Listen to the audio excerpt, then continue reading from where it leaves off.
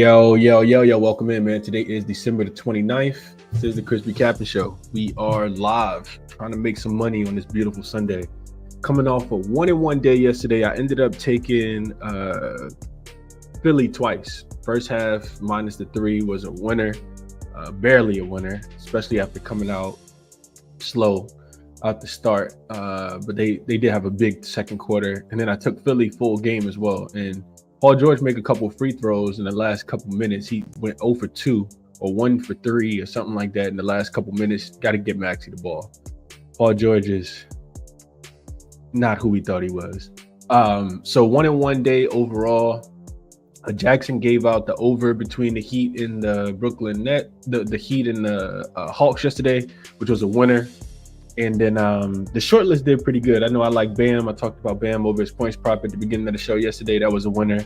And then I told you guys to wait on the injury news for a lot of the other games. It was like 16 players listed as questionable yesterday. So that's the quick recap. We're going to jump into a couple of the comments, and then we'll get started on what's a pretty small slate today. It's not too many games on this Sunday. And my apologies for being a couple minutes late. I was a couple minutes late this morning trying to get my numbers updated and ran into a couple issues there. What up, GLB Bets? Let's grab some more bags today. Mark in here with us as always.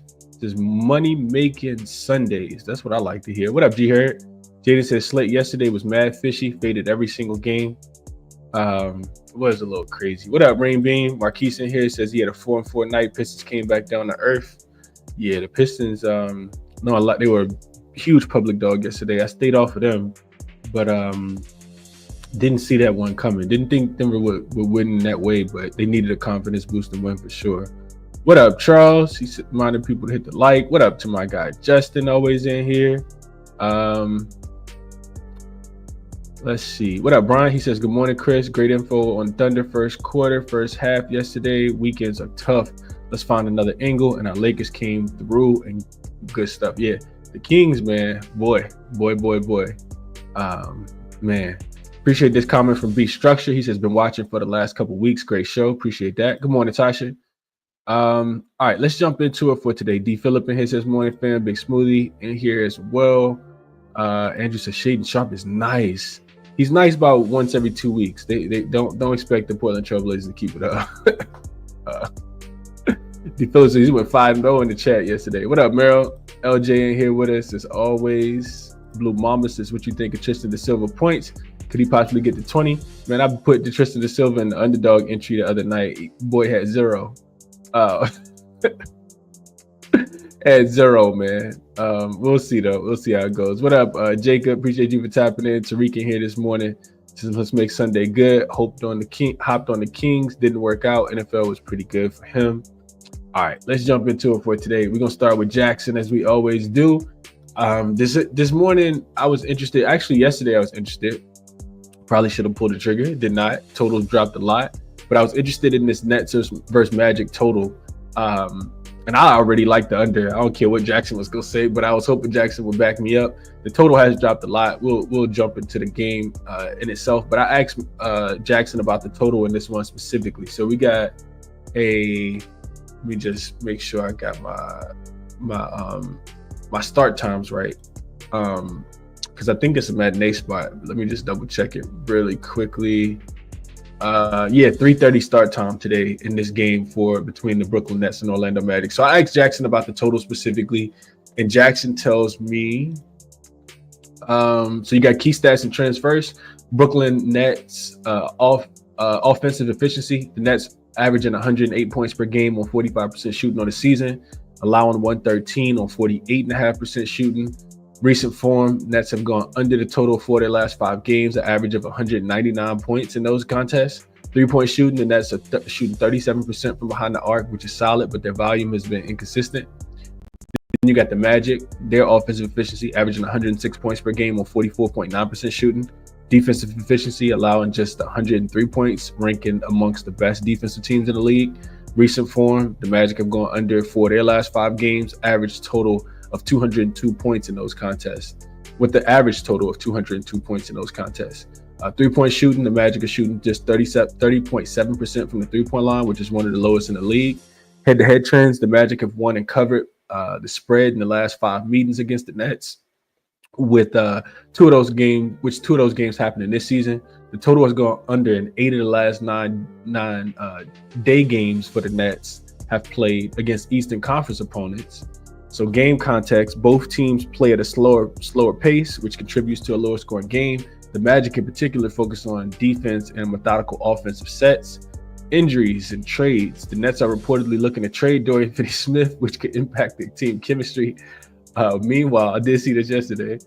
Meanwhile, the Magic are healthy and have been consistent defensively. I wouldn't say that they're healthy, but they have been consistent defensively.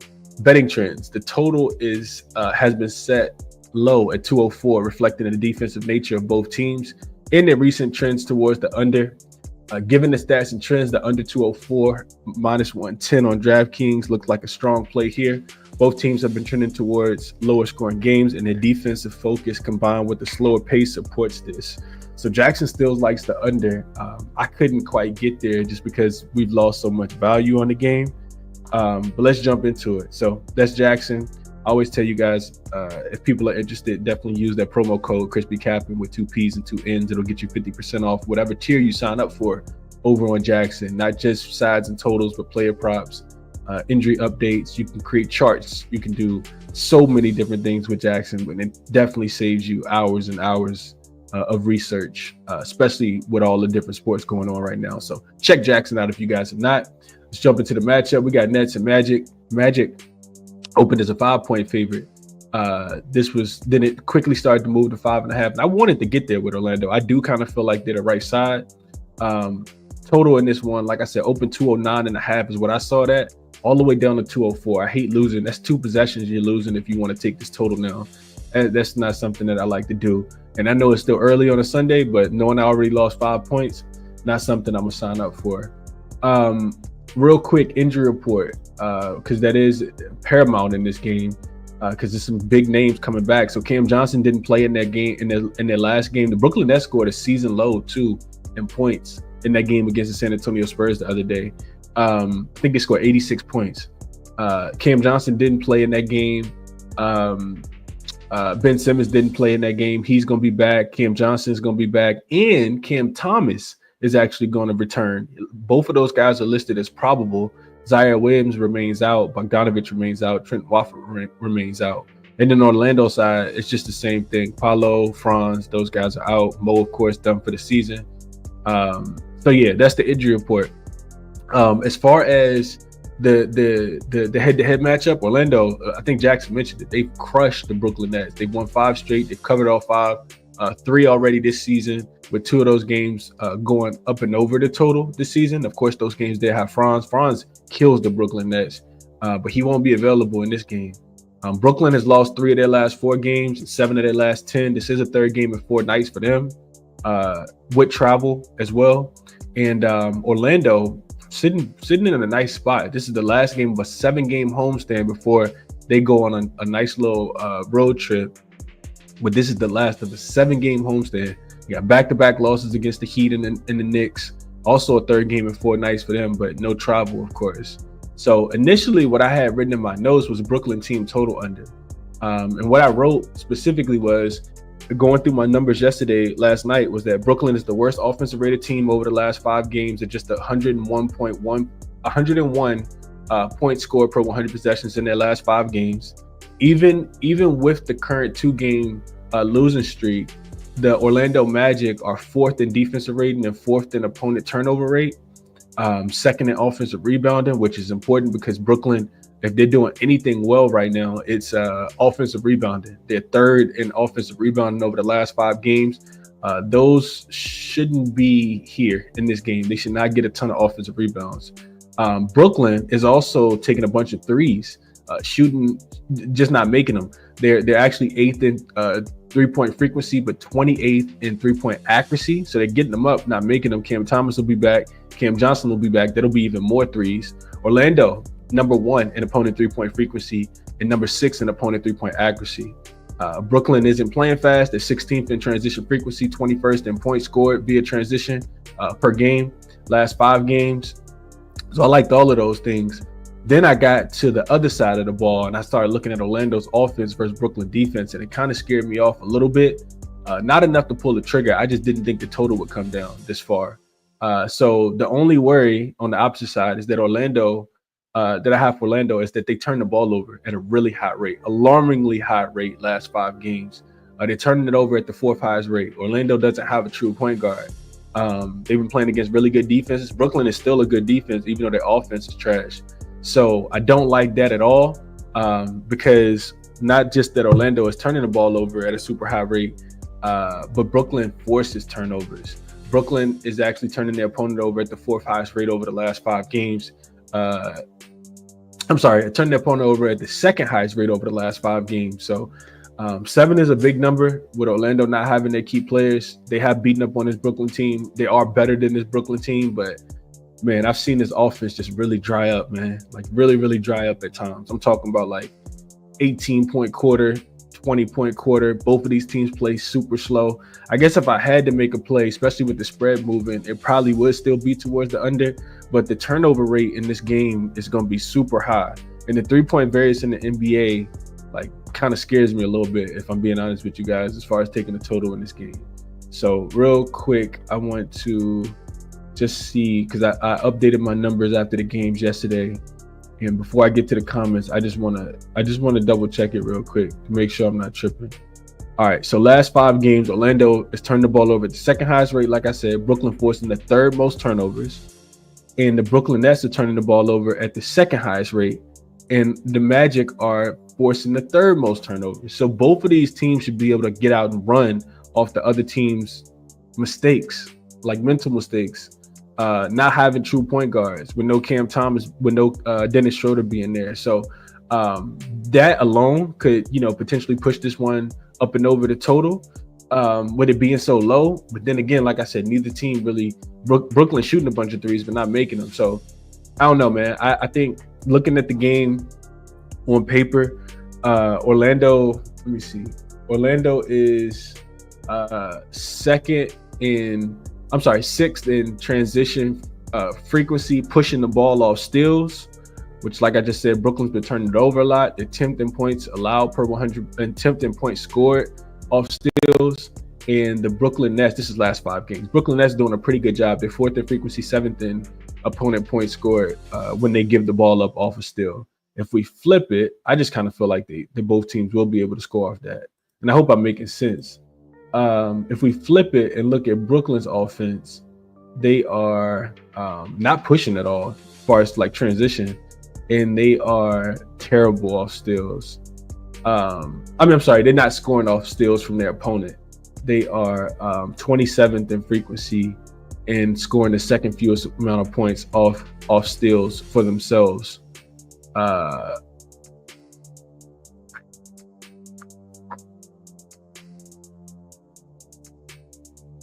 Orlando's defense has not been great. When teams are turning Orlando's over, they are scoring a lot of points. So I'm not sure what to do with this game with the spread already moving, but I do think the total was the right side. I probably should have just played it at 209. I actually thought the total was going up with Cam Thomas and Cam Johnson, but somebody put it in Discord last night. I was like, yeah, I'll just play the under. But it'll go up. I didn't think it would come down. It's already down. Let's see what you guys are thinking about this one.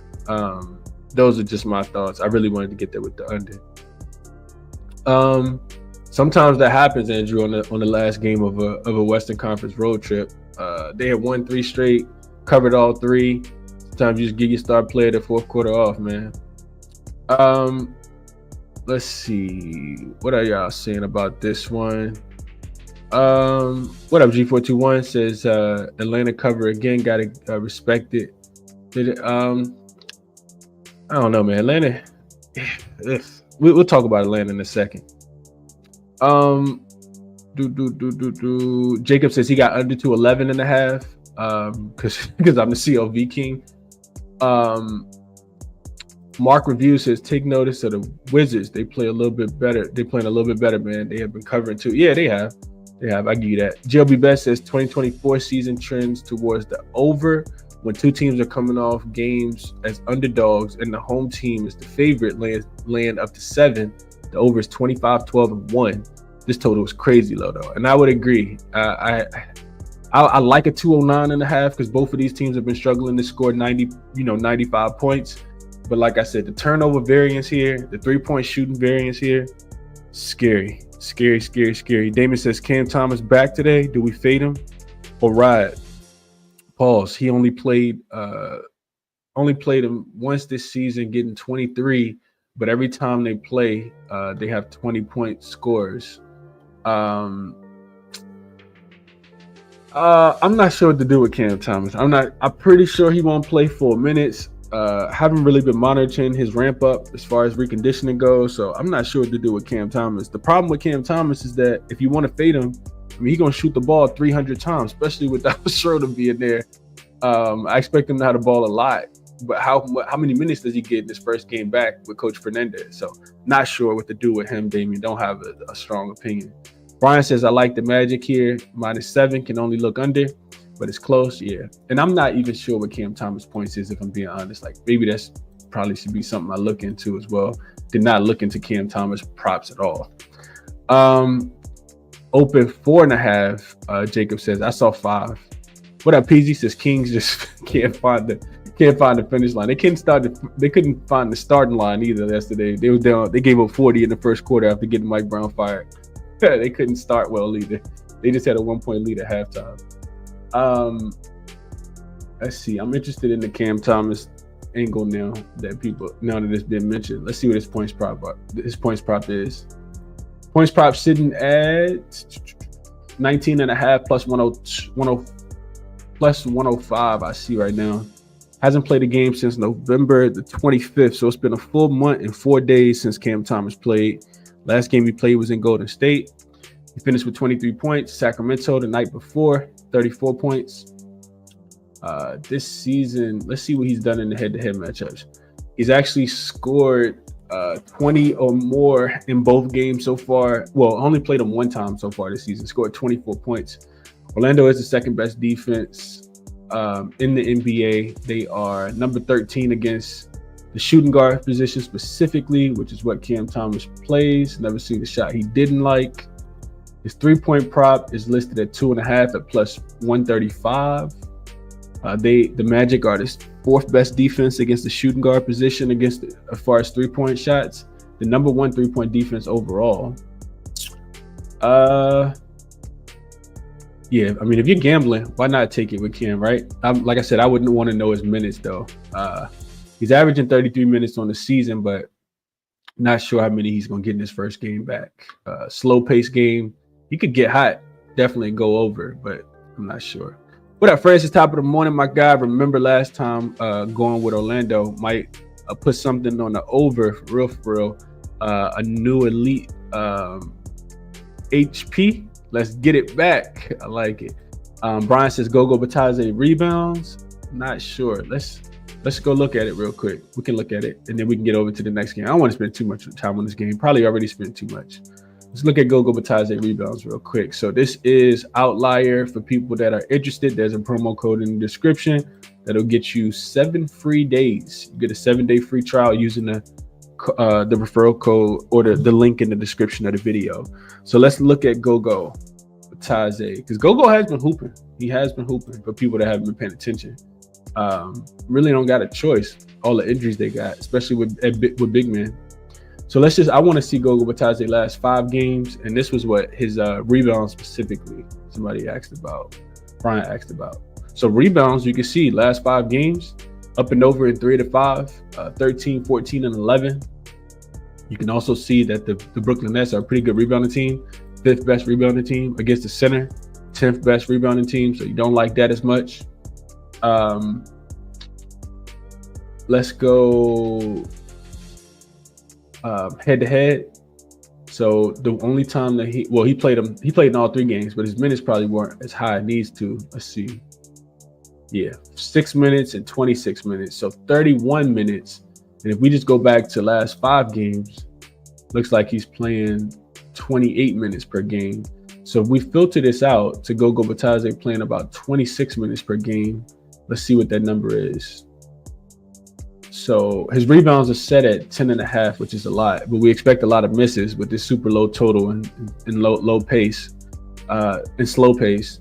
So what did I say? I said 20, let's just go 27 minutes. So if we click here, we can actually go, let's go back to this. We can actually put his minutes where we want to. So 27 minutes for Gogo Batadze. Boom, 9 of his 15 games, about 60% of Gogo Batadze's games when he's played 27 minutes, which I'm thinking he will based on the last five games. We can see that he's gone up and over the number. Looks like 6 of his last 7 games. One of them he finished on the hook against the Brooklyn Nets. So this is a pretty good find here. If we just go last 10 games, 7 of the last 10. That's actually really, really good. 8 of his last 10, 8 of his last 9 as well. And this one finished on the hook against Phoenix. If we just look at the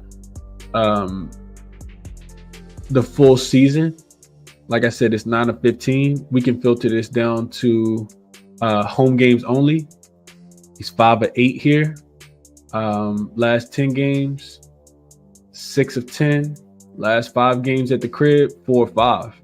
So yeah, the Gogo Batadze look is not a bad look at all, up and over his rebounds, even though it is not necessarily the greatest matchup. So keep those things and take those things into consideration.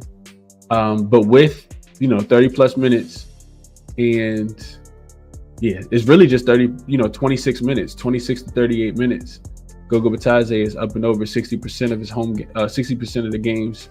You can see the rebound chances here; they're high. A lot of rebound chances for Gogo Batadze.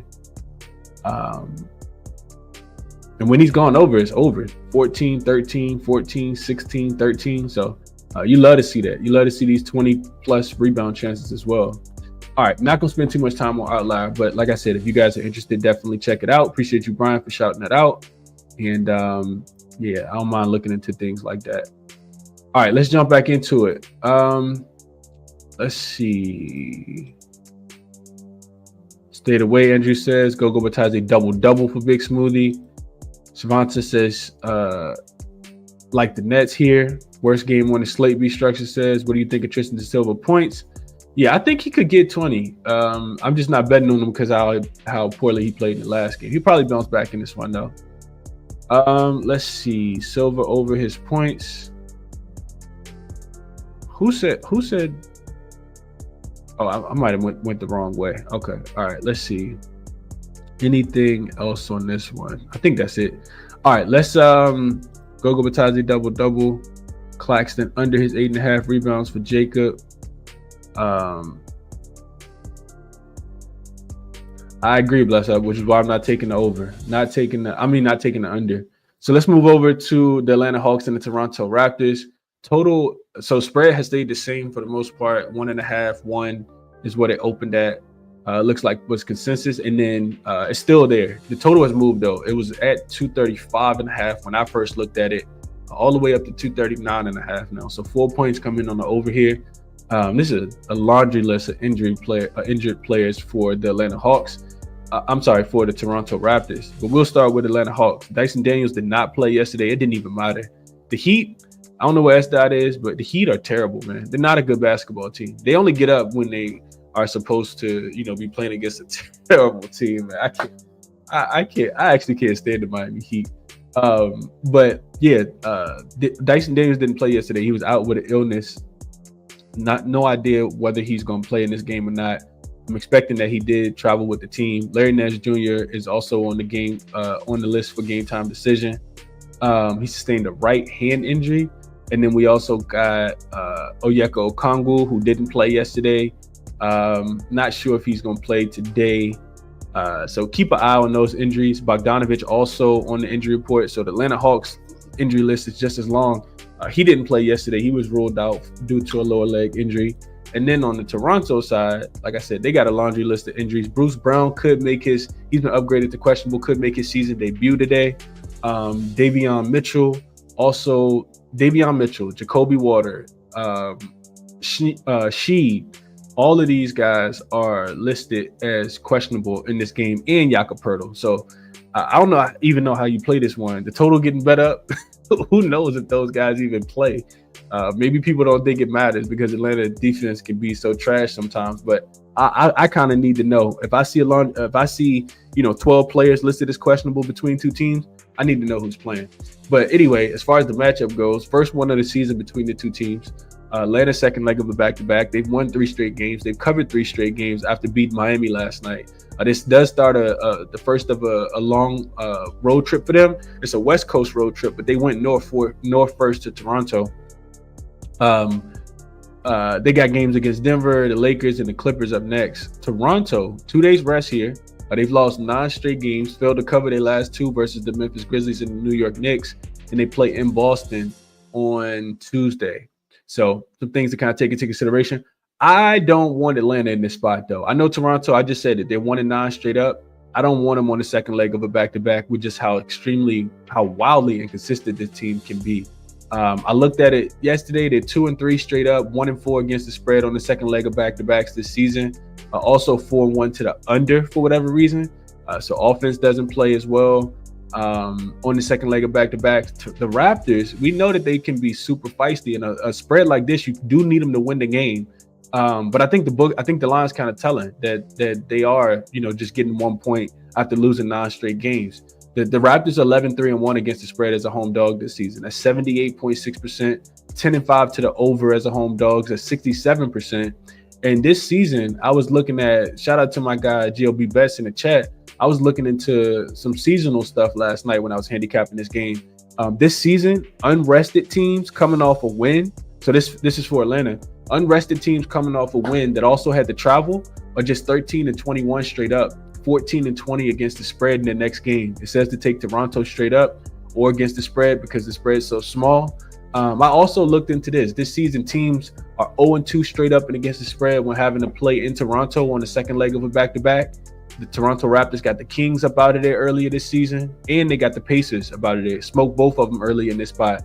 And both of those teams gave up 131 points and 130 points to the Toronto Raptors. So I like the Raptors team total over. Probably stay away from the spread. I do think that they're going to be able to score the basketball in this spot. Scotty Barnes is there. RJ Barrett is there. If Jakob Poeltl is in, that'd be great. If you match the two teams up on paper, though, it doesn't. And this is one of the reasons why it's not an official play.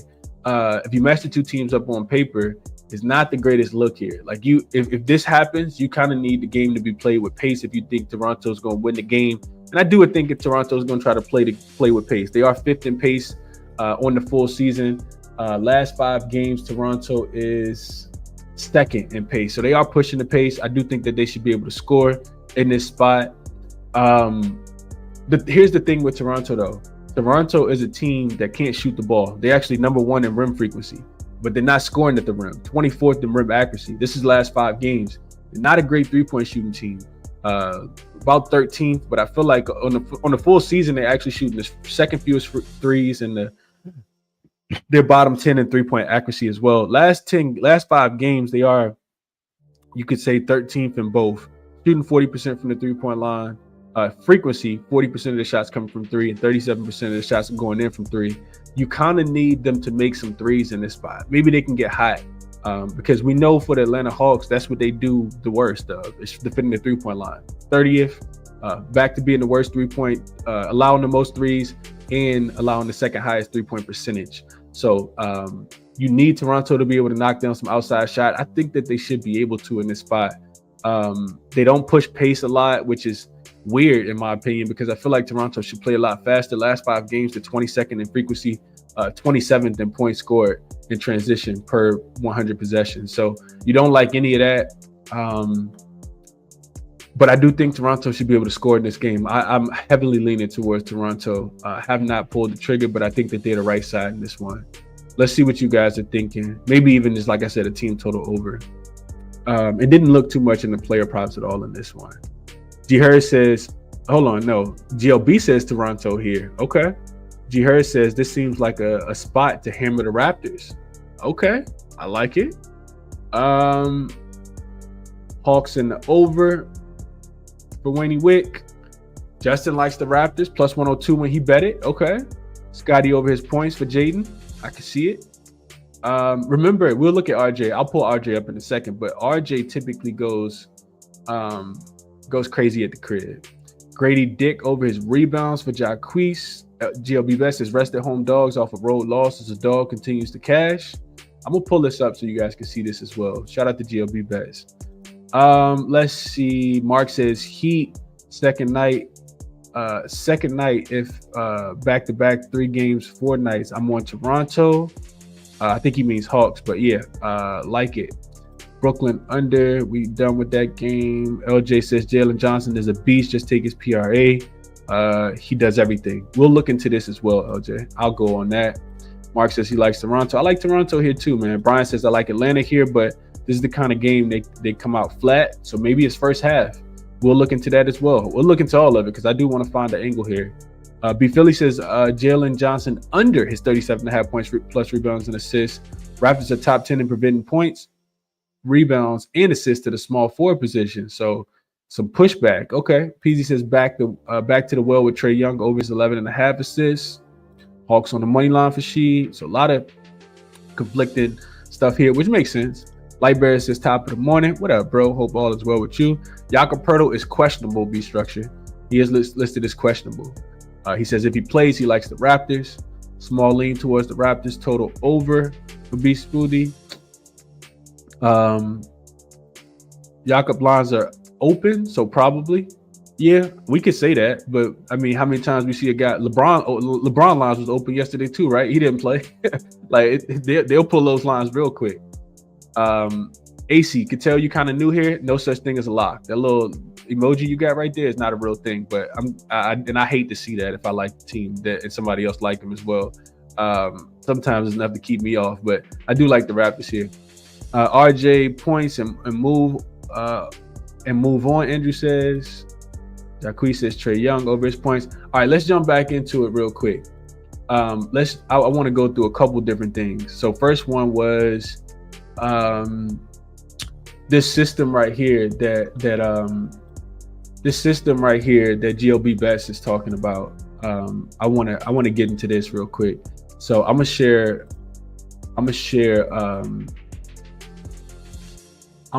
Give me the dog. You guys can see this. This is a data query system. GLB Best knows exactly what I'm looking at. And a lot of you guys in the chats probably know a little sports data query language as well. So specific system here is GLB Best says rested home dogs. So we're looking at home dogs. Rest is greater than 0. So they're not playing on the second leg of a back-to-back. Coming off of a previous road loss. So coming off a previous road loss, and their dog. So this is the query here, home dogs, and then I think he's looking at it for this season specifically. Here it is. So, dang, let me just take me off the screen for a second so you guys can actually see this. All right, here we go. So this might be a little bit better. All right, so let me take this off too. So what GLB Best is saying is, and I'm gonna zoom in so you guys can see it a little bit better. How you zoom in? There we go. All right, so that's this season. Looking at home dogs specifically. So home dogs rested, coming off a road loss, and then they're still a dog. 35, 19, and 1 against the spread, covering 65% of the games. If you click this button here to date, it'll pop up and show you what's active for today. You can see that the Bulls were active in the system yesterday against the Bucks. They won outright and covered.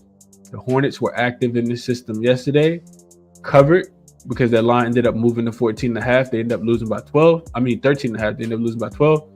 And I know GLB Best said he liked the Jazz yesterday. They ended up covering too. So this system went 3-0 yesterday. Nice little win for GLB Best. It did fail to cover on Friday. Cavs and Nuggets. I was on the Nuggets and on the Cavs in that spot. So I'm glad it did fail there. But you can see that 1, 2, 3, 4, 5, 6. Last 6 times is 5-1. And it's been profitable in the season. So I know I don't show a lot of SDQL, but for people that are interested, that's the way like that's what GLB Best is looking at when he talks about when he puts this type of stuff into the chat. So all right, that's that one. Next one up we got is, and I'm gonna stop sharing this. I want to get to what LJ was saying about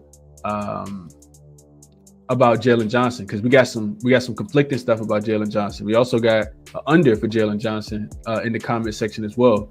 All right, so going back to Underdog, and I also link Give Me the Dog for people that are interested. It's on the resource page. It's totally free too. I think except for WNB, I had to pay for it. So real quick, Jalen Johnson. I know he's been a cash cow for the full season, but let's just go look at him specifically in this matchup here. So I think LJ said points, rebounds, and assists. All right, so PRA for Jalen Johnson.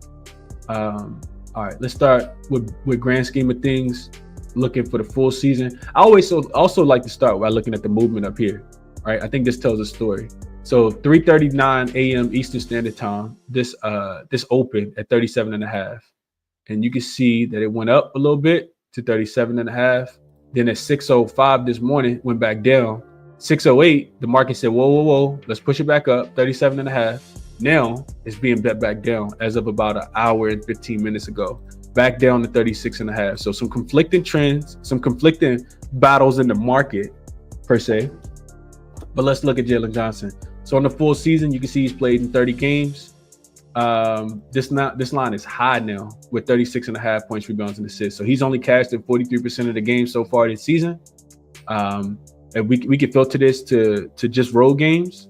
You can see that he's played in 13 road games, cashing at 54%, which makes it a little bit better.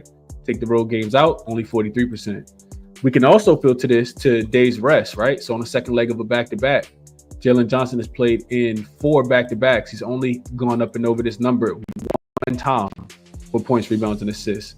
That came against the Washington Wizards, one of the worst teams in the NBA, specifically on December the 28th. On October the 28th, my birthday.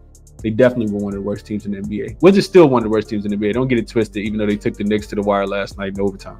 So then we got 3 games against Boston, Chicago, and Charlotte where he did not go up and over the number. So just some things like that you can kind of look into. If we look at the head-to-head matchups, let's see if he's played against them this season. He has not. So these games came January 28th and February 23rd. Under last 2 versus them last season, but I don't know how relevant that is. So then I like to go back to just see what he's doing last 5. So last 5, you can see he's only up and over 2 of the 3. A lot of this depends, in my opinion, on the usage that he's going to get based on if Bogdanovic is going to play, because you can also filter this based on guys that's going to be in and guys that's going to be out, right? You can see here, look at all the game time decisions. Bogdanovic, Jason Daniels, Larry Nance Jr., Onyeka Okongwu. I would think that he gets more minutes based on these guys, playing. You can see last 5 games, if we come down, minutes are there, right? 36.2. He's playing a bunch of minutes. Potential assists, 9.5, right? Rebound chances, steadily going up. They didn't put in the game for the Miami Heat yesterday, though. And then last but not least, I'm looking over here at matchup versus position. These are the overall numbers that you guys can see here for Jalen Johnson versus the Toronto defense. You can see that they are giving up the 5th most points per game, 16th in rebounds allowed, 16th in assists allowed. Against the small forward position, I guess you could say he's a power forward. He's a small forward / power forward. He plays both. But they are top. Somebody said this in the chat. They're top 10 in all of those different positions. So top 8 in points allowed to the small forward position, rebounds allowed, and assists allowed. Power forward position, 15th, 19th, and 22nd. So you put him in a position you think that he's going to play for today, and I would definitely stay off of this until I knew who was playing in the game. But yeah, that's the breakdown here for Jalen Johnson. Not something that I think 36.5 is extremely high, but I do think that he could get it. If he went under, it wouldn't really surprise me. We saw that he's only 1-4 to the over under, 4-1 to the under. I'm sorry. What was it? It was 3-1 to the under. I think he's only gone over 1 of the 4 games so far. So that wouldn't surprise me either. Not on Jalen Johnson in this spot, but did kind of wanted to just talk through both of those, GLB Bets and LJ, with the notes on that, with the looks on that one, just kind of going in and kind of evaluating those.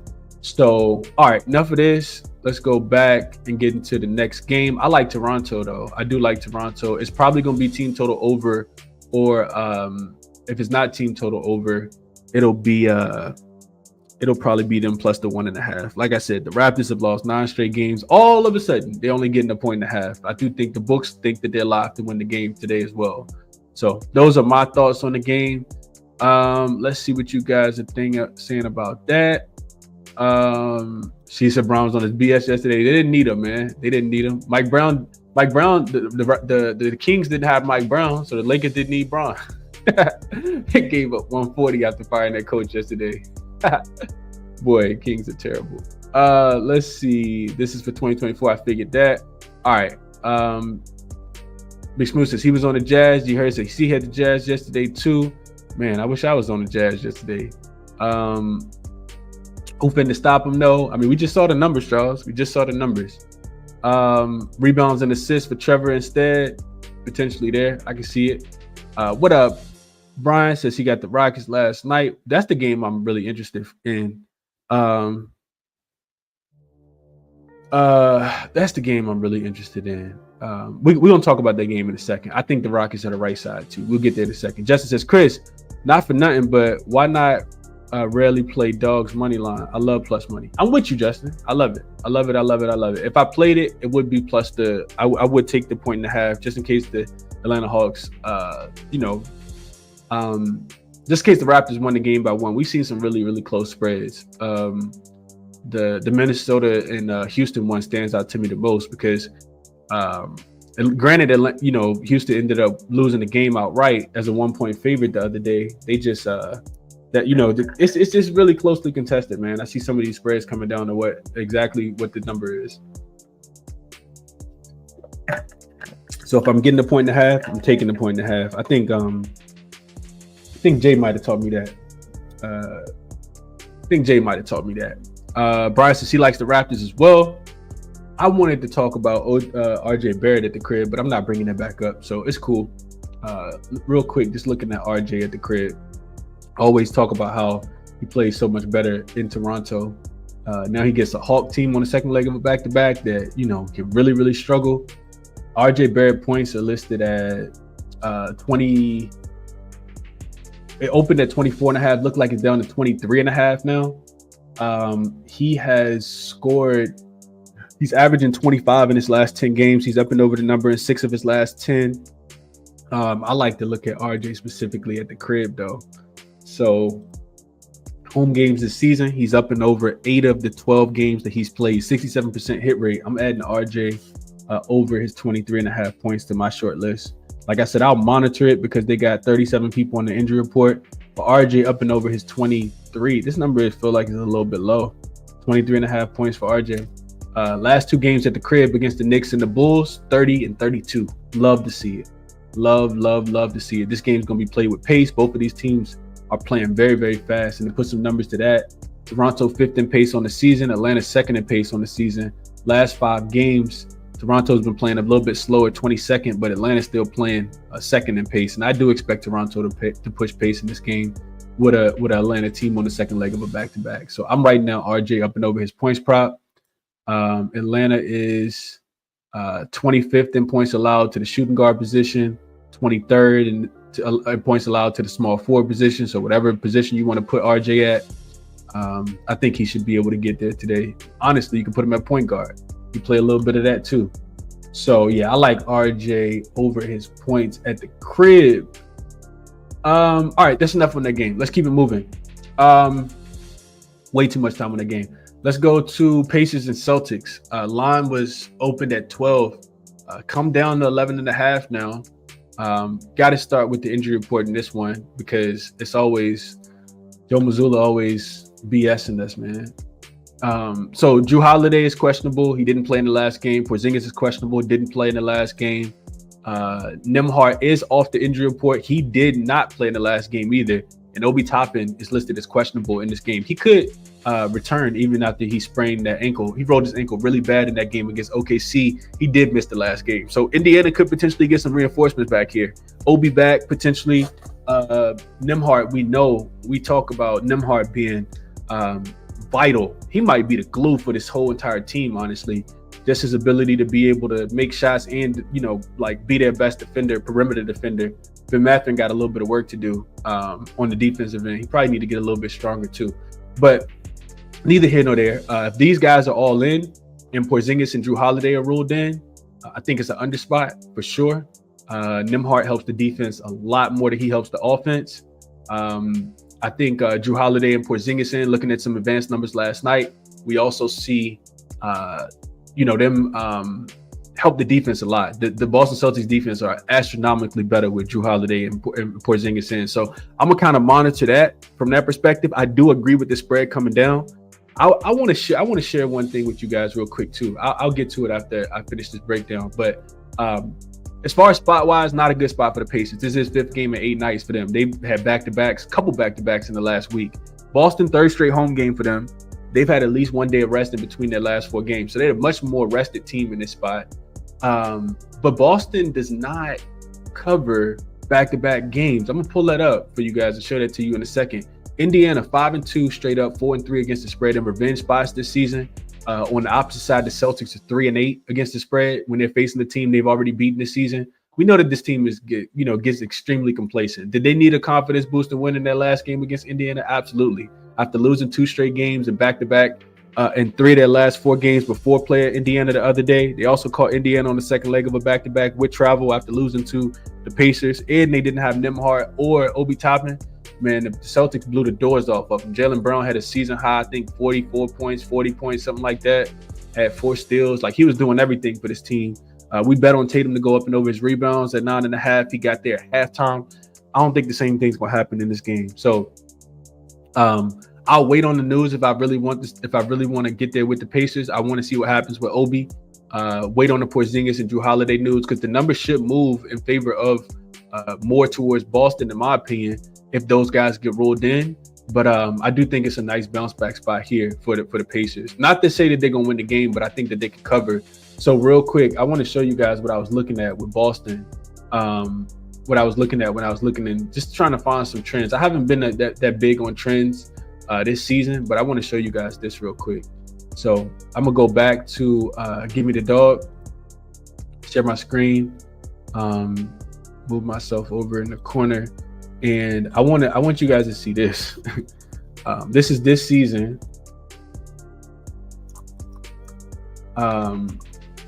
We're looking at the Celtics after they've covered a game. So previous, so the Pete. Let me just zoom in real quick so you guys can see it better. All right, so this is the Celtics this season after a cover, right? So SDQL. You can see here the Celtics are 7-4 straight up when they've previously covered a game. Remember, they won the last game by 30 or 20 something like that. When they previously covered the game, 7-4 straight up, 1-10 against the spread on the Celtics after they've covered. So they're like, all right, cool. We know we still got it. We just won by 20, 25 points in the last game, and we don't care about the next one. We'll turn it on every now and then, and this is what the Celtics do. Look at this. 0-10 in their last 10 games after they've covered the previous one are the Celtics. That is crazy. I was looking into this last night like, man, I really want Porzingis and Drew Holiday to be ruled out. If Drew Holiday is ruled out, I'm good. And Nembhard being back is already, a telling sign. We'll see what happens with Drew Holiday and Porzingis, but I looked at this and there was no way I could avoid it. I wrote in my notes, Celtics, I said that they were just 3-8 this season against the spread when they were facing an opponent they've already beaten. 8-3 to the under in that spot as well. But also, like I said, 1-10 straight up, 0-10 in their last 10 games this season after covering the last game. This is what they do. They have a good game. They drop the ball in the next one. So Indiana plus the points would be the only way that I would be able to look in this one here specifically. Didn't really look into player props at all. Didn't really look into player props because I think on the Boston side, it's going to be impacted on Tatum. On Porzingis and Drew Holiday. We'll see if those guys end up getting rolled in. But that's what I got for you guys here. Let's go back Go through a couple of the comments real quick. Let's see. Excuse me. I agree with this 77 figures. Definitely agree with that. Can't take if I play Trae Young, I like his points under. Going back to this last game, Snowman. Trae Young has been not going over. He's been a great assist guy, passer of the ball, distributor of the rock. But Trae Young has not gone over his points prop a lot this season at all. I want to put some numbers to that real quick. And I know I'm not talking about the game that I had up, but I'm glad you mentioned this. So Trae's points are, he's been okay recently.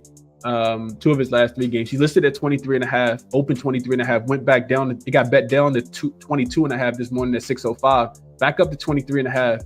The Raptors team is not great. They give up the 5th most points, and overall, I can't do it. They give up the 3rd most points to the point guard position specifically. But Trae Young has only gone up and over his points prop at 23.5 in 4 of his last 10 games. This is not like Trae Young he's not shooting great this season. He's actually only shooting 40% from the field on 17 attempts per game, shooting 32% from the 3-point line, 2.7 makes, 8.4 attempts. So if you're playing the numbers, you don't like it as much. I mean, you love Trae Young to go under, but against the Raptors, who give up a lot of points to the point guard position, and what I'm thinking is going to be a fast-paced game, I'll probably just stay off of it. Don't really like it as much at all. Let's see real quick. Road games, Trae Young is only up and over 23.5 in 5 of his last 13 games. He's actually under in 5 straight games. Trae Young is on his points prop. He has not had 24 points. San Antonio held him to 23. The Knicks held him to 22. The Bucks held him to 17. Charlotte held him to 14. Cleveland held him to 20. He had a 25-point game against Chicago, a 12-point game against Golden State, and a 7-point game against San Antonio. I'm sorry, against Sacramento. So he's actually below 24 points, under 24 points in 7 of his last 8 games. I'm actually going to write that down. Trae Young under 24.5 points. I don't like it because, like I said, their defense for the Raptors are not good against the point guard position. Second leg of a back-to-back, I could see Trae Young potentially struggling in this spot. Under 20, but assists gonna be there for him for sure. He's crushing the assist line, up and over in 53% of his games this season. Real quick, I'm all over the place, I know, because I'm supposed to be talking about the other game, but I do kind of want to see how he's performed on back-to-backs. So he's cashed in 3 of his last 5 games on the second leg of a back-to-back. Oh no, I'm sorry, that's assists. Hold on. Second leg of back-to-backs for Trae Young. Let's see. Real quick. Trae Young he's not going over his points prop this season on the second leg of a back-to-back. 14 versus the Wizards. They lost that game.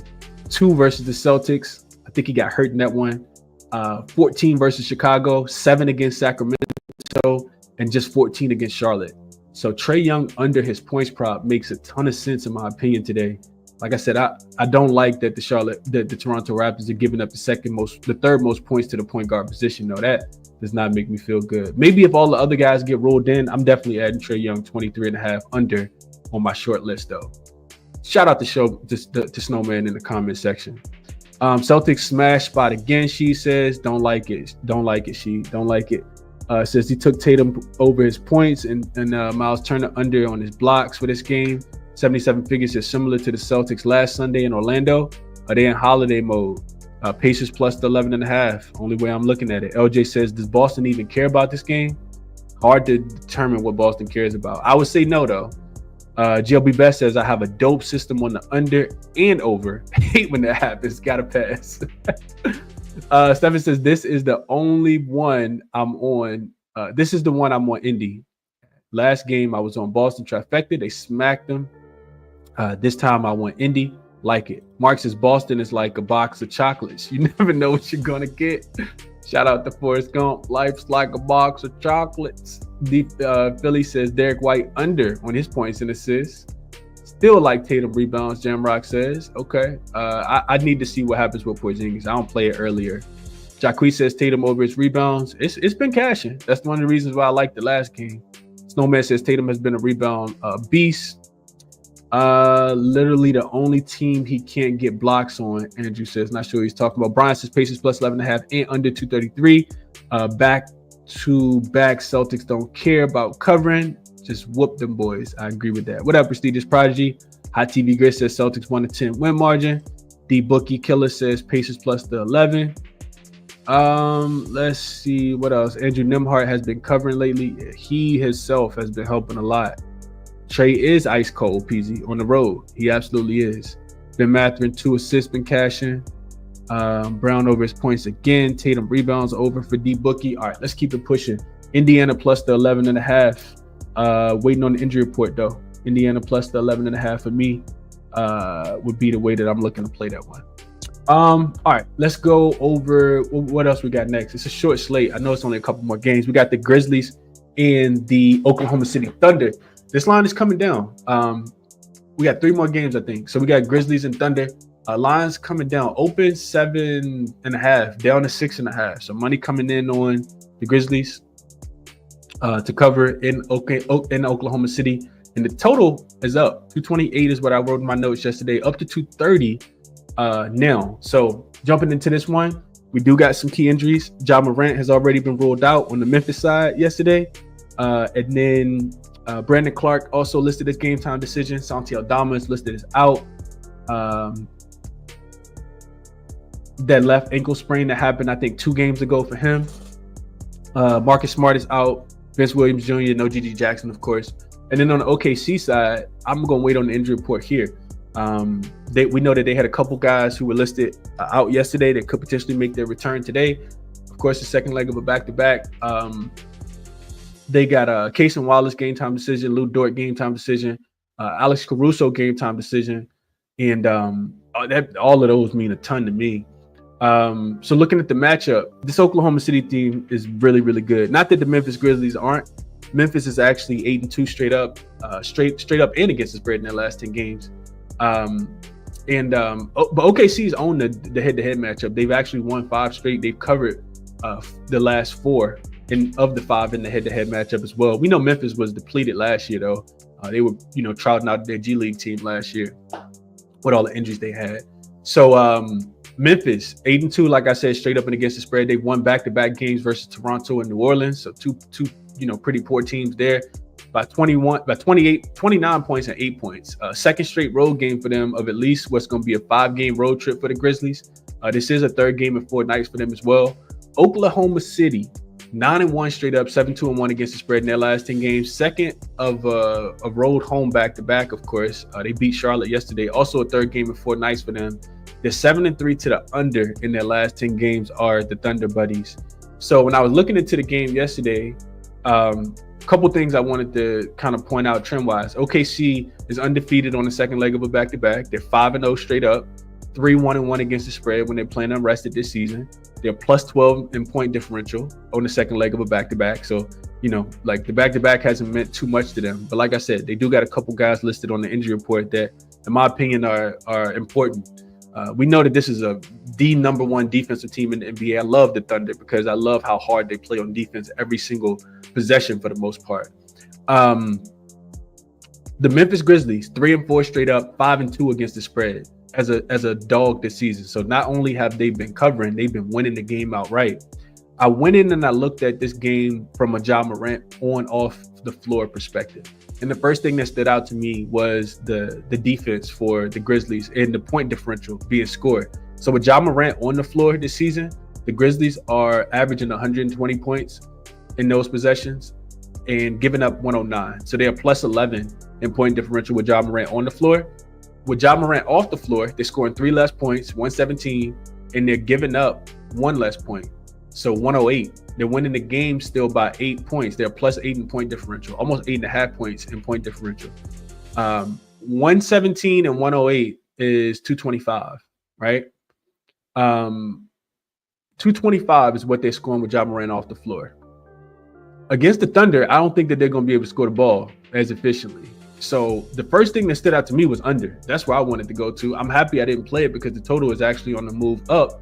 And I think that this game could be played at I'm not gonna say it's gonna be played slow, but I think it could be played with some defensive intensity here. So When I was matching the two teams up on the floor yesterday, first we'll start with the Memphis offense versus the Oklahoma City Thunder defense. The Memphis offense is 5th in points scored per 100 possessions. The Oklahoma City Thunder defense is number 1 in opponent, points allowed. They're giving up 104 points per 100 possessions. That's for the full season. Last 5 games, same. The defense actually been better last 5 games. Memphis is 4th in points scored per 100 possessions, but you got to look at who they've been playing. Like I said, they just beat the Raptors and they just beat the Pelicans. So you can't give them so much credit in that. When I'm really trying to handicap the games, I've been making money with Memphis recently. So not that I necessarily just want to fade them, but the Memphis Grizzlies are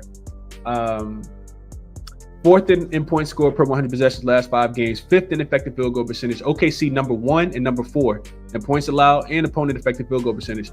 Here's what I don't like about Memphis.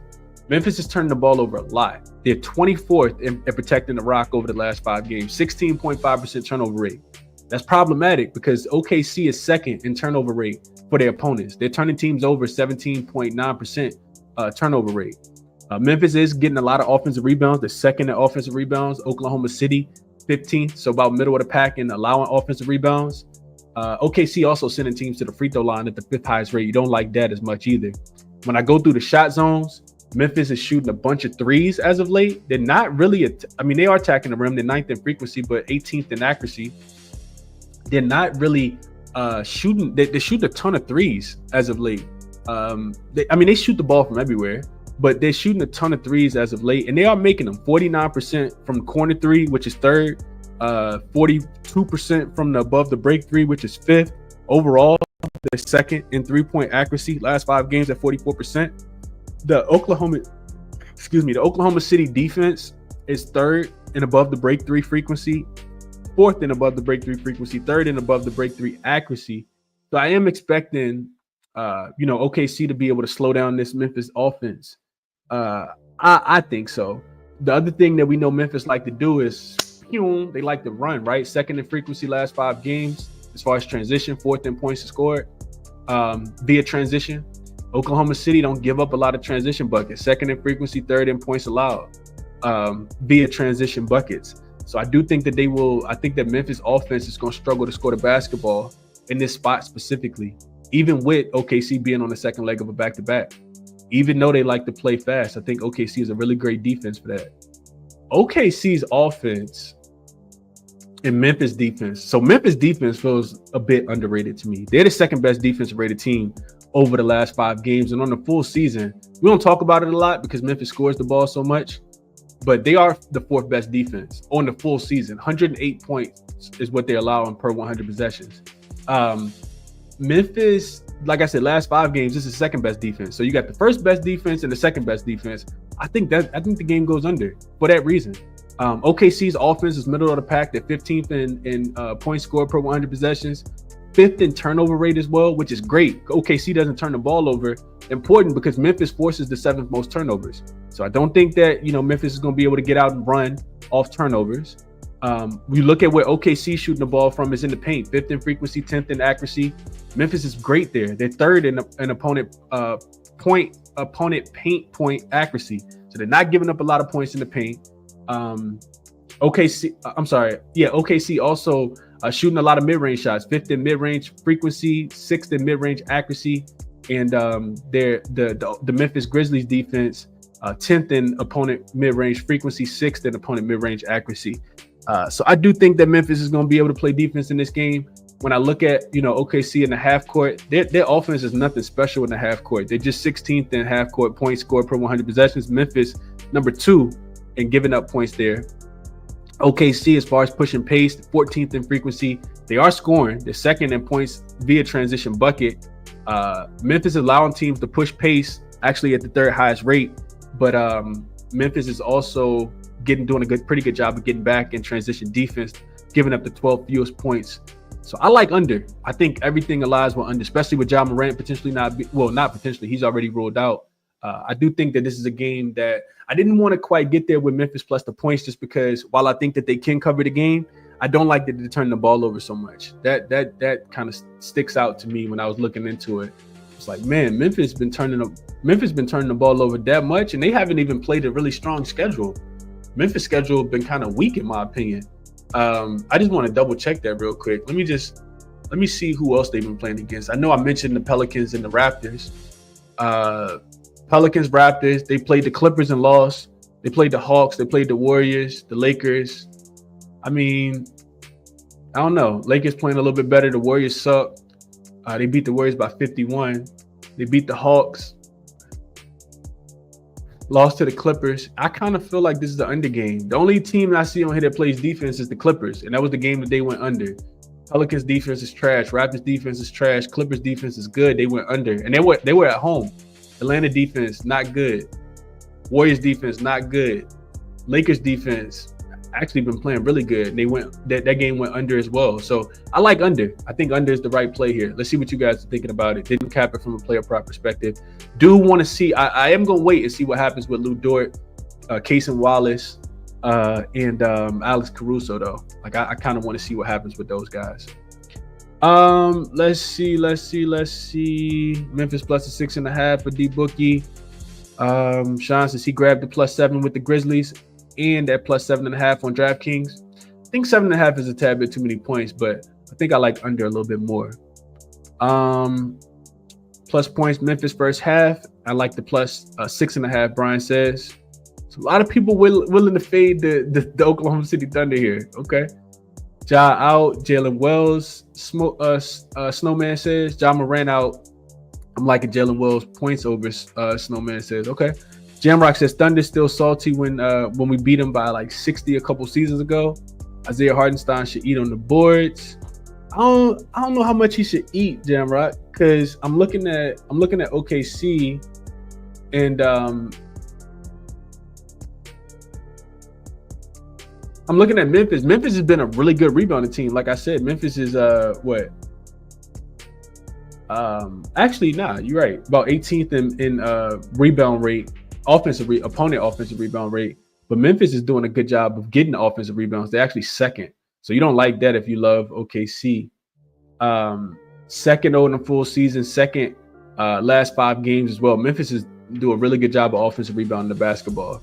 So you could say Brandon Clark is going to eat in this spot if he plays. We'll see how that goes. See how his injury goes as well. Jamrock says, 77 figures says game of the day, Grizzlies versus Thunder. I'm just going to watch past that Ja Morant's not going. Okay.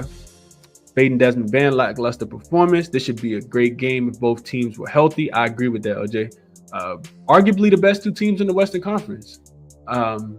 Yeah, from a I never keep up with the standings, but from a standings perspective, I know OKC is number 1. Is Memphis number 2? They are, yeah. So 25-5 versus 22-10. These are really good teams, man. It looks like OKC is averaging about 220. What is that? I'm sorry, 217 points in their games.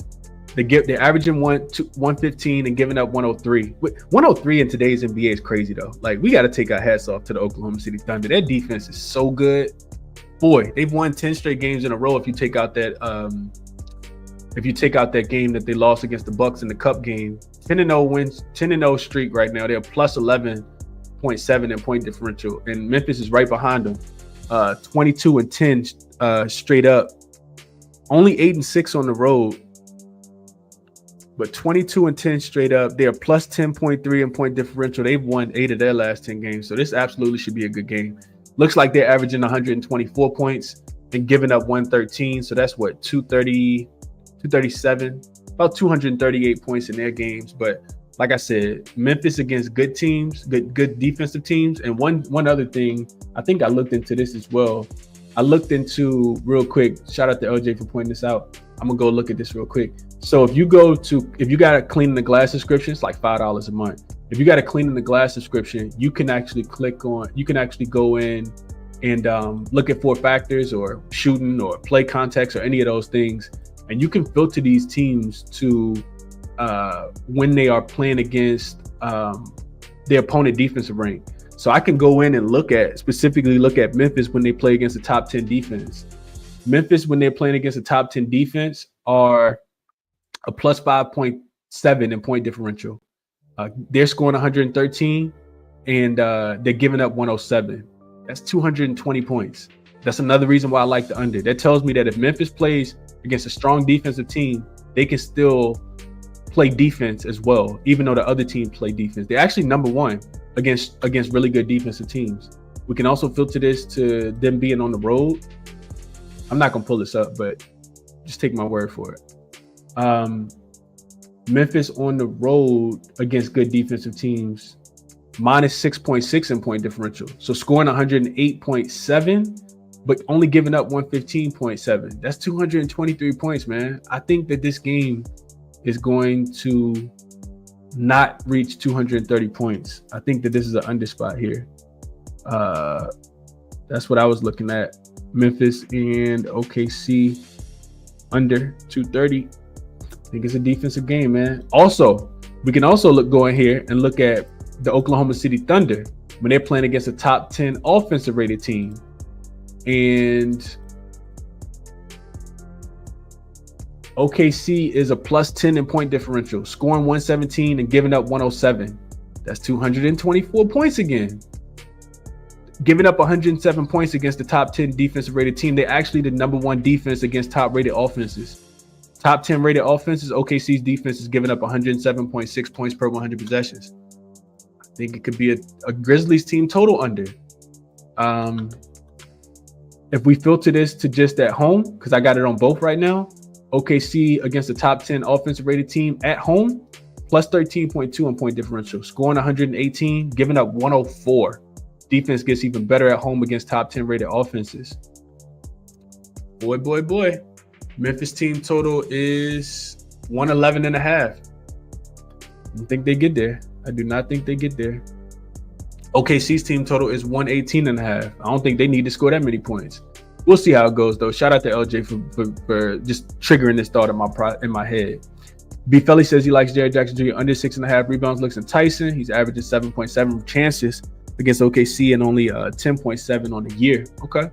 Grizzlies team total under, Marquis says. It's actually dropping. I don't even see 112.5. I see 111 on FanDuel. Minus 104 is the best number right now, Marquis. ED double without Ja. OKC money line in the under. So King KD says he's just gonna play the money line, parlay it probably with something, because that's a hell of a money line to lay. Memphis rebounds at a high clip. Just talked about that. Can't stop. Says, I want to keep riding the Memphis train, but I can't do it tonight. Not versus OKC. I'm right there with you. Free Sauce says, always a profitable day when you catch Chris in the morning. Appreciate that, bro. LJ says, if Memphis has weakness, their record not good on the road versus the West. Yeah, I saw this as well. We just talked about it. 8-6 on the road in general. And on the road, I'm pretty sure it's not better. Let's see. I remember the Grizzlies as road dogs, like I said, 3-2 against the spread. But if they're on the road and it's a conference game, only 3-5 straight up, 4-4 against the spread, winning by an average of 1 point, which I guess you could say, they're getting 6.5. They got beat by the Lakers in this spot. They were laying 2.5. They got beat by the Memphis Grizzlies by the Dallas Mavericks in this spot. They actually should have won that game. Ended up losing it by 5. Who else did they lose to? They lost to the Rockets in this spot, 108-128, back at the beginning of the season against on 10/25 on October the 25th. Okay. Yeah, I think we did a pretty good job here. Jamrock says, look at Pippen points and assists when Ja doesn't play. Bad matchup, but taking every other team. Yeah, that's a good point. Glad you called that out. King KD says that under is sounding real good. I'm on it. Andrew says, if Dort is ruled in, how fast does this total drop? I don't honestly think it's probably factored in, Andrew. I was going through the beat report and stuff last night trying to figure out if Mark Daigneault would give us a sign of, if Dort was going to play. I couldn't find anything. I was stalking the beat writers, looking at all the quotes, all the post-game interviews, couldn't find anything.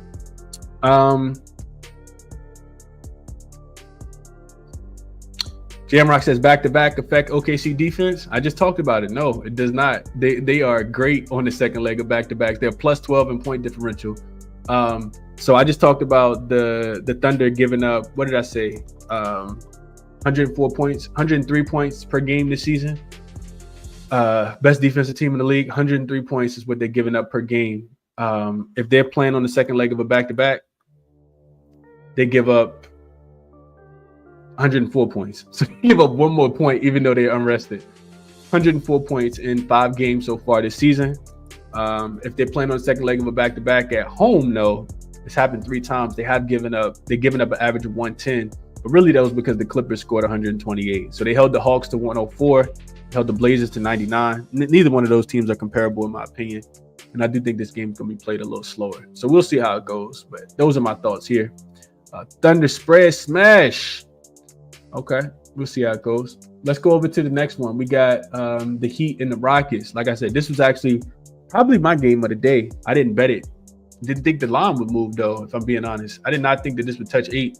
I see it all the way up to 8.5 now. It does feel like a really big number. I was hoping this opened like 5.5, but it opened 6.5 in favor of the Rockets. Total open 215.5. It's up to 216.5. Actually up to 217 on a couple books, depending on where you're shopping. Money's coming on Houston in this spot. I love it. I absolutely love it. Miami has beaten, and this was a big part of the handicap for me. Miami has beaten the Rockets, and I'm probably gonna just get there with Rockets in the first half, maybe. Even though the Heat typically do play well in the first half.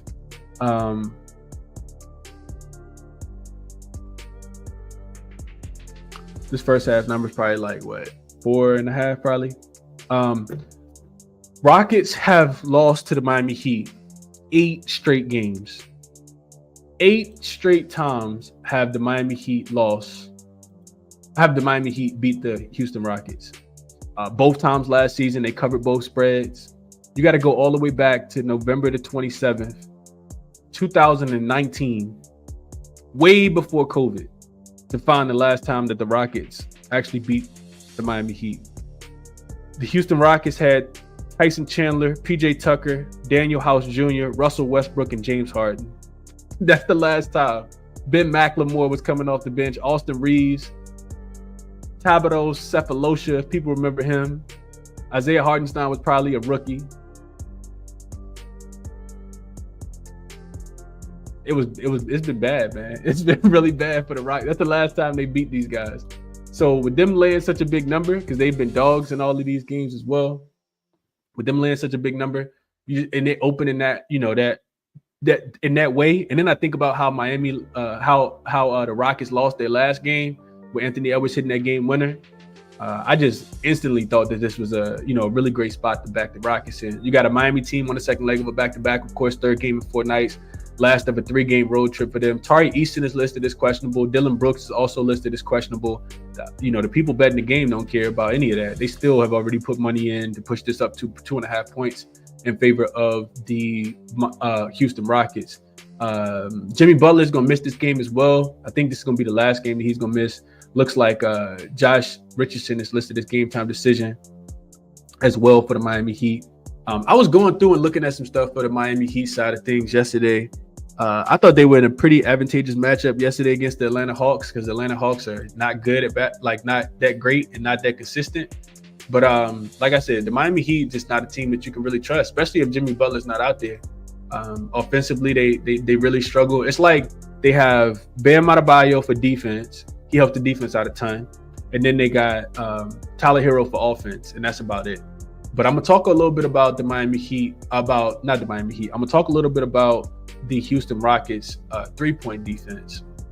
But real quick, I want to try to find this tweet that I saw yesterday. Let's see. It had some key numbers in it with Bam on the floor versus, here we go. So Cooper Moorhead is one of the beat writers that covers the Atlanta Hawks. I mean, the Miami Heat. So versus Atlanta yesterday, the Miami Heat had an offensive rating of a 108.3 with Bam on the floor, which is pretty bad. With Bam off the floor, their offensive rating went up to a 140. So they were scoring the ball a lot better with Bam off the floor. I'm sorry. I read that wrong. So this was the Heat defensive rating versus Atlanta. With Bam on the floor, defense, of course, is a lot better. Bam does a really good job on defense. 108 was their defensive rating with Bam on the floor. When Bam went off the floor, 140. He can't play the whole game. Atlanta just lit him up. Offensive rating versus Atlanta with Tyler Hero on the floor, 118. So Heat offense scored a bunch of points with Tyler Hero on the floor. When Tyler Hero went off the floor, 76.9. They can't score the basketball. I think that they're going to struggle to score the basketball in this spot as well. I do think that they're going to struggle to score the basketball.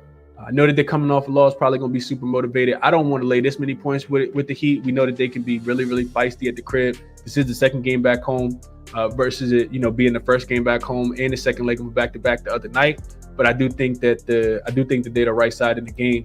Real quick, if we're looking at what Miami wants to do on the offensive end, it's really just shoot a bunch of threes. That's all the Miami Heat really want to do. They're jump shot, happy shooting team. And Houston does a really good job of defending the three-point line, of course. Put some numbers to that. Last 5 games, they're actually 5th in point paint frequency and 6th in point paint accuracy, but the Houston defense is number 1, holding teams to less than 33% from shooting from the paint. Miami Heat number 1 in corner 3 frequency.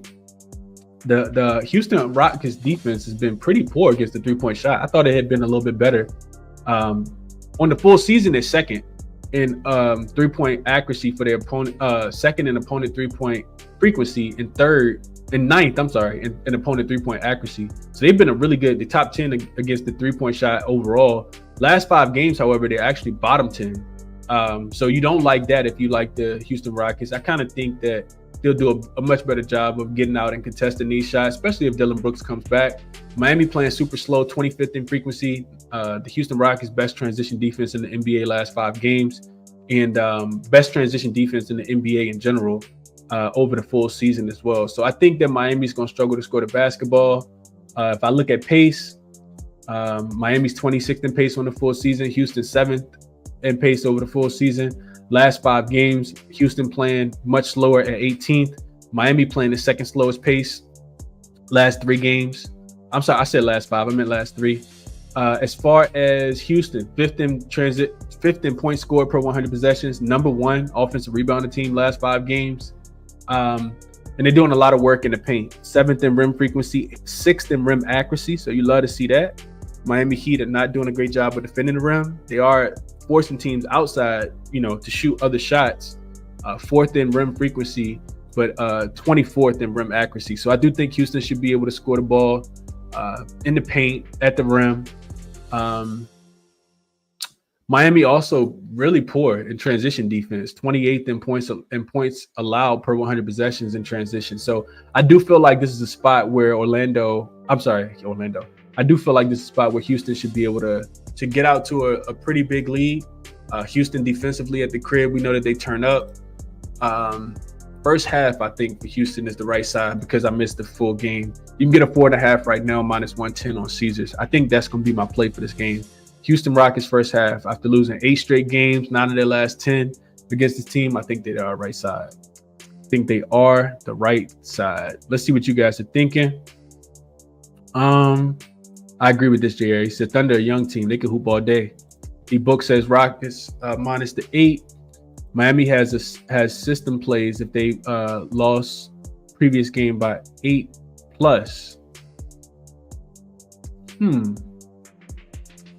I need to look into this, LJ.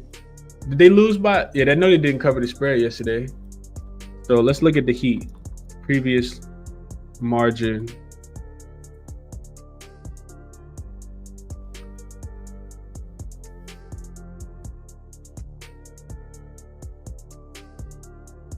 If they've lost by, you said lost by 8 or more? You're right. 6-1 straight up, 6-1 against the spread are the Miami Heat off a loss by 7 points or more. I just looked at 7. So this does not back the Rockets at all. Excuse me. Beat the Hornets in this spot, the Wizards. I'm not really worried about those two. Beat the Timberwolves in this spot on the road. The 76ers, which everybody was doing back in November. Beat the Lakers in this spot. Lost to the Magic by 7 and beat the Nets. So none of these wins are super impressive in my opinion, LJ. I know you're a Rockets guy. So I love the precaution that you're taking here. I just think that it's I think your guys will get up for this one. I like the Rockets. Udoka Coach of the Year. After Hater 77 figure says Snowman likes Dylan Brooks over his points and assists. He'll be best since he took the Heat plus 8.5. The number is a little big now. I would agree with that. I would agree. Yeah, Austin Rivers was on that team, man. Out there doing that right to left crossover. I feel like Austin Rivers had one move while he was in the NBA. LJ says Rockets needs Tari Eason. I can't stress enough how important he is. I need to look into the advanced numbers with him on the floor. That is kind of crazy that Josh Richardson been playing forever. Can't Stop says I'm not laying 8 with the Rockets, man. Number too big for me. I do like the Rockets to win, but I may try to get a smaller spread number live, and I could agree with that. Did you say Miami is 8-0 against the Rockets? 8-0 straight up in their last 8 games. 2019, last time they won a game. Houston at home, they will cover. Bankroll KB says. Appreciate you for tapping in. Anthony Peasy says I'm leaning under 217, not agreeing with the market movement. Agree with that. Justin says he likes the 8.5. Rick says Thunder and Rockets same night, always cash. Houston, first quarter, first half for me. Think they jump out on the Heat early. I can see it. Could absolutely see it. All right, Rockets, only way I'm looking, not laying the 8 though. The number moved a little bit too much for me. I got to figure out how I do want to play it though. I was considering first half minus 4.5. That's what I got on my short list. We'll see. Last game on the board for today is the San Antonio Spurs and the Minnesota Timberwolves. This line opened at 7. It's come down to 6.5. Do agree with the movement there. Total open 215.5. It looks like it's still about 215. 215.5 is popping up as well. This did go down, I think. Yeah, it did go down. It went down to 213.5, which is what you guys see on the screen, but it's back up to 215 now. So season series is 1-1. If you guys remember, the Minnesota Timberwolves went into San Antonio on the second leg of a back-to-back and lost that game outright as a road favorite earlier this season. That was the first matchup. And then Minnesota went back into San Antonio and got an outright win. And they covered the spread. They actually smoked the San Antonio Spurs the last 2 times these teams matched up. So 1-1, both against the spread and straight up for both teams. Totals, one of them went over, one of them went under. For San Antonio in this spot, this is the last of a 4-game road trip. 5 straight covers for the San Antonio Spurs, most recently against Brooklyn, where Victor Wembanyama went out and played some chess, the next morning with some of the people in Brooklyn. San Antonio is actually hooping right now. I know that the Minnesota Timberwolves are also coming off back-to-back wins. They beat the Dallas Mavericks on Christmas Day, beat the Houston Rockets with that game winner from Anthony Edwards. First game back home after a 3-game road trip for them. They also got a big game against OKC coming up next as well. I think that game will be played in 2 days. San Antonio for me though, starting to shoot the 3-point ball. I like the Spurs here. San Antonio starting to shoot the 3-point ball a little bit better. Last 5 games, they're 6th in above the break 3 frequency, 13th in accuracy. And that's important because Minnesota's bottom 5 in both 3-point defensive shot zones in the last 5 games. San Antonio also playing with a little bit more pace, 14th in frequency, 3rd in accuracy. And Timberwolves, 20th in opponent transition frequency and 16th in opponent transition accuracy over in opponent transition scoring. Last 5 games. So I feel like 7 was a tad bit too many points. I didn't get the 7, but I do think I agree with the movement coming down to 6.5. Minnesota's offense is shooting the 3 well. They're 5th in above the break 3 accuracy, 7th in overall 3-point accuracy, but not so fast. San Antonio's top 5 all of a sudden in 3-point defense last 5 games. Lastly, Minnesota has been playing a bit faster as of late. Last 5 games, they're 7th in transition scoring, but San Antonio actually 6th in opponent transition scoring last 5 games. So I do feel like this is a game Minnesota probably overlooks San Antonio. They've already got their revenge in the last game. Probably a little fat and happy coming off the Christmas Day win, coming off the game winner from Anthony Edwards. And Minnesota is wildly inconsistent. With them being that great, and there's those last 2 games against really good teams, this feels like a step down in class in my opinion. San Antonio just continues to cover spreads. T-Wolves just 4-10 as a home favorite against the spread so far this season. They're winning by average of 3 points, so no way I can lay 7 with them here. San Antonio plus the 7 is the look that I like here. I think San Antonio can continue to cover spreads. I just mentioned that they had covered 5 straight games. I know it's the last game of a road trip. We saw what happened with Denver and Detroit yesterday on the last game of a road trip. But I think San Antonio, I like the way things are going for them. They did their thing and took my money against the Knicks the other day. Went in, only scored 14 points in the first quarter against the Brooklyn Nets. Defensively, they were sound. I think that they continue to be sound. So that's the way that I'm looking in this game. The other thing I wanted to touch on just really quickly, we're going to go back to Outlier and look at Mr. I think we got to look at Wemby. Specifically Wemby on his 3-point prop. I know I gave this out like a couple days ago. Like a couple games ago. I think it might have been like 3 games ago now, up and over his 3-point prop. He's going to continue to shoot him, so I think he's going to continue to make him. And he's going to be guarded by Rudy Gobert. So I think the 3-point attempts will be there. I think the makes will be there as well. So he did go under against Brooklyn here. I gave him out against Philly. I said Joel Embiid was going to run a lot of drop coverage. He hit 6 in that game. Followed that up by hitting 6 on Christmas Day as well. Did only hit 3 against the Brooklyn Nets. If we look at the head-to-head matchup, he's actually going under in every single game. So you don't like that at all. Especially don't like it on the road because I do feel like he shoot a little bit better at home. But both games so far this season only hit 1. So just a hunch that I had. The line for today is 3.5 at plus 145. So you need him to hit 4. Last 10 games, he is shooting 9.5 3-pointers a game. You can see that right here, shooting 40%. The minutes are there. 3-point attempts will be there. 50% in the last game, just didn't shoot up a bunch. 16, 13, 8, 15. So let's look at the head-to-head matchup real quick and see how many he's actually attempting. This season, only 7 and 7. So you don't like that as much. I need him shooting 15 threes in this spot, in my opinion. I just mentioned Minnesota's defense has not been great as of late against the 3-point shot. It does look like they're 5th against 3-point shots against the center position specifically. So you don't like that as much. Some conflicting things on this one here, but I do kind of feel like Wemby could go up and over this number of 3.5 made threes here. I just think it's a fat and happy spot for the for the Minnesota Timberwolves. So Minnesota plus the 6.5. I'm sorry, San Antonio plus the 6.5 would be my recommendation for this game. Have not bet it yet, though. Just my look for the game. Comments and then quick recap and we're done. So we got Spurs plus 6.5 for D Bookie, says Wemby over everything. Mike Conley hasn't hit 3 rebounds in 5 straight games, Helping Hand says. Game of the day, Snowman says. CP3 over 7.5 assists is going to feed the team. Spurs plus 7 for B Philly. Ain't no way I could lay 7 with the 2024 Timberwolves.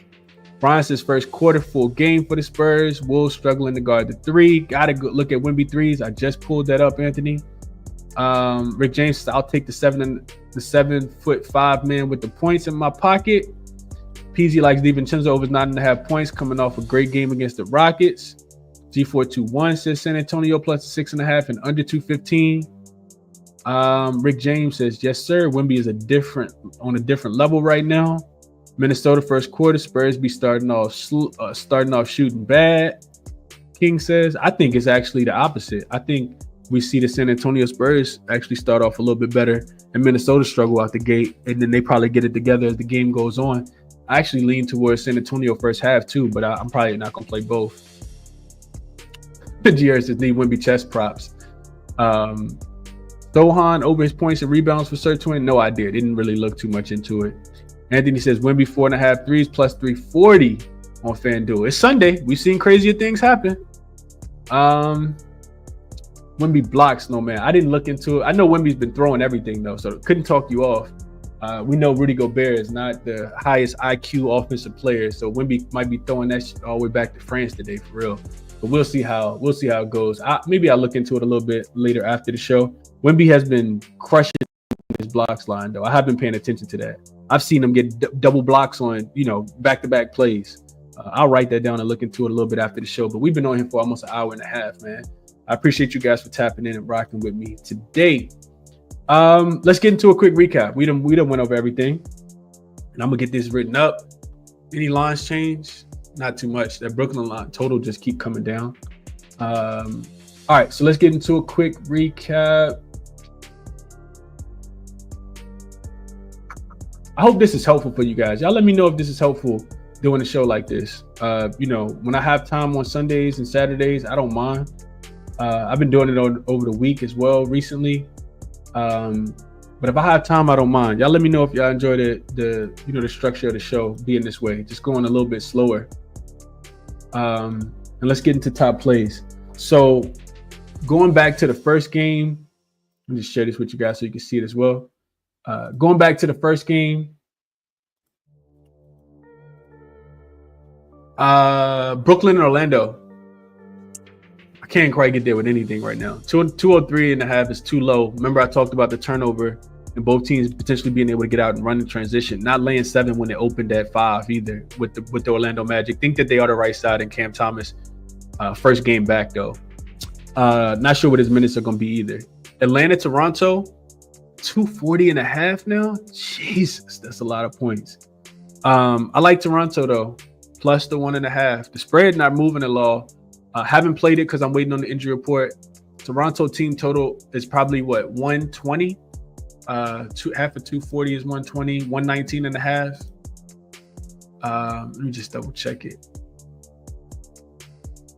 Yeah, 119.5 is the best number you can get on DraftKings. I think that they can score 120 points. This is a lot to lay pregame though. A lot to lay pregame. All right, so Toronto plus 1.5. RJ Barrett, I talked about him. Over this is the prop game if you like props. Over his 23.5 points. Gave out the analysis at the beginning of the show. Trae Young under his 23.5 points. Broke that one down as well.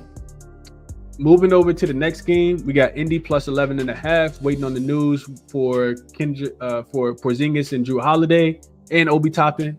But that's the way I'm looking in that game. I also think the under is the right play in that game, but I didn't quite get there on that. Memphis and OKC under 230 is my recommendation in that game. Sunday unders for me always go over, so I'm hesitant to play it. But I talked about it in great detail and told you guys why I like it. Probably would lean towards Memphis getting the points as well, but that's a game that honestly I really just want to watch. So I might not even play the total because then I'm gonna be watching it hoping that a whole bunch of teams miss shots, and that's what they typically do, but we'll see. And then Houston, maybe first half is what I'll play if I had to make a play in that game. The full spread has gotten too big, moving 2.5 points, but I do feel like if I knew it was going to move that much, I would have jumped on Houston minus the 6. I think the 6 was a good number. 8.5 is a tad bit too many points, but it could just be the sports books letting us know that, this going to be the spot that Miami gets absolutely smoked, especially on the second leg of a back-to-back third game in 4 nights. So first half, thinking that Houston comes out with a bitter taste in their mouth after Anthony Edwards hit that game winner the other day. And I think that'll be it. Wemby threes, also honorable mention. I'm not going to write those down.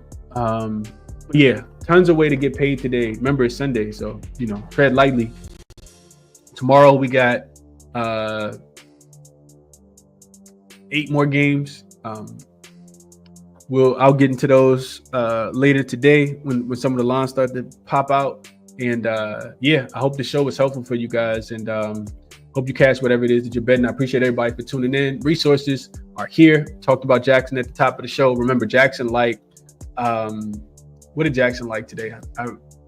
jaXon liked the under 204 in the Brooklyn game. So referral code in the description of the video, or you could just use code ChrisBeCappinn if you're interested in checking that out. Outlier as well, referral link in the description of the video. Get 7-day free trial. Money baller 50% off using code ChrisBeCappinn. Odds Jam, I bought up Give Me the Dog, what you see the bottom left in white. Killer Sports and Cleaning the Glass are all resources that I use to handicap the games, man. I hope, like I said, the show is helpful. Hope you guys find some cash today. Best of luck on whatever it is that you are betting. Happy Sunday. Enjoy it. See you guys bright and early tomorrow morning. I'm out.